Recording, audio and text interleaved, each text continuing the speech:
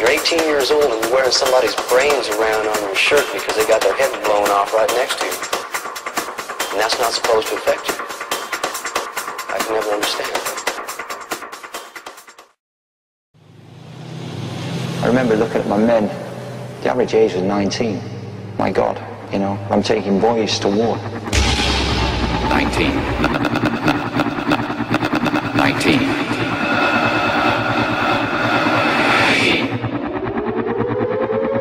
19.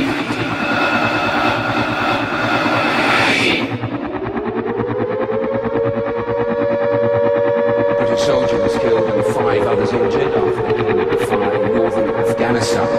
Does this all sound too familiar? The heaviest fighting of the past 2 weeks continued today, 25 miles northwest of Saigon. Does this all sound too familiar? The fighting in Afghanistan has proved even harder than expected, that's what the Defence Secretary has admitted. Does this all sound too familiar?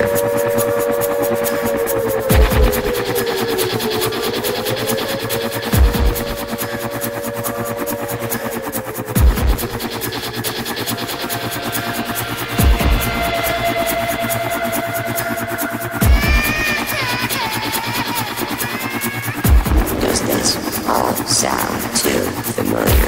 This is the story of men who are victims of war. A former British soldier due to be tried in Iraq for murder says the army is to blame for the tragedy. She claims her son's actions were sparked by his post-traumatic stress disorder, which had simply been ignored.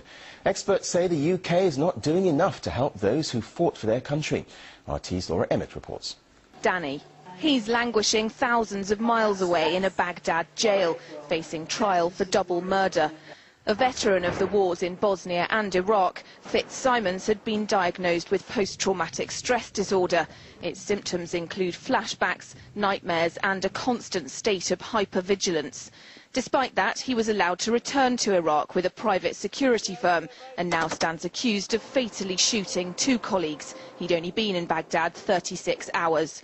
His mother accuses the army of failing to honour a duty of care. They've let him down every which way. They've taken him in, they've used him, they've trained him, he's given of his best. Unfortunately, PTSD, I mean, it's worse than a broken leg. A broken leg you can see, but PTSD is a really, really severe illness. But they've not treated it, they've just, all right, okay, you know, washed the hands of him and got rid of him. According to official statistics, 1 in 8 troops returns from combat displaying symptoms of PTSD, but more than half of those never seek help. Soldiers often mask their symptoms with alcohol or drugs, which for some ultimately leads to crime. The predominant problem that probation officers are picking up is depression, accompanied by problems with alcohol. About 1/10 or 2,000 have either diagnosed or undiagnosed post-traumatic stress disorder. Sufferers themselves often won't accept there's a problem because of the stigma attached to admitting weakness. On average, it takes veterans 14 years to seek help. Many accuse the army and government of brushing PTSD under the carpet, hiding behind a stiff upper lip mentality. Bob Paxman was a sufferer himself and is now part of Talking to Minds, which claims to have developed a cure for the illness but can't get state funding. He says the methods used by the National Health Service and Ministry of Defence just don't work. Nothing's changed since Vietnam in treatment process terms. We're still using the same therapies. The tools that are there to help people are not always hitting the mark. Now, if they're not hitting the mark, then they really ought to be looking outside of the problem for a solution. The UK currently has nearly 10,000 troops in Afghanistan, a war that's been going on for the best part of a decade. It's a conflict that involves a large amount of close quarters fighting.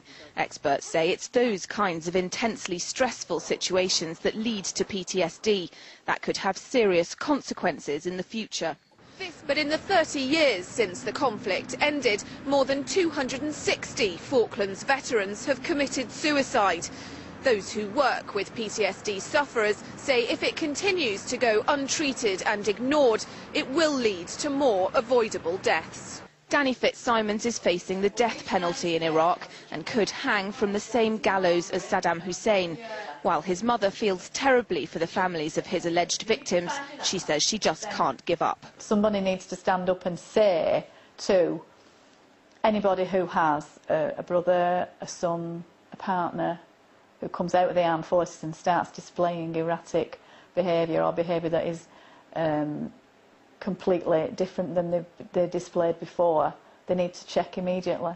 And I'm going to be banging that from the rooftops, because I don't want, other families to have to go through what we're going through. Sorry. Because it's not nice. Laura Emmett, RT, London.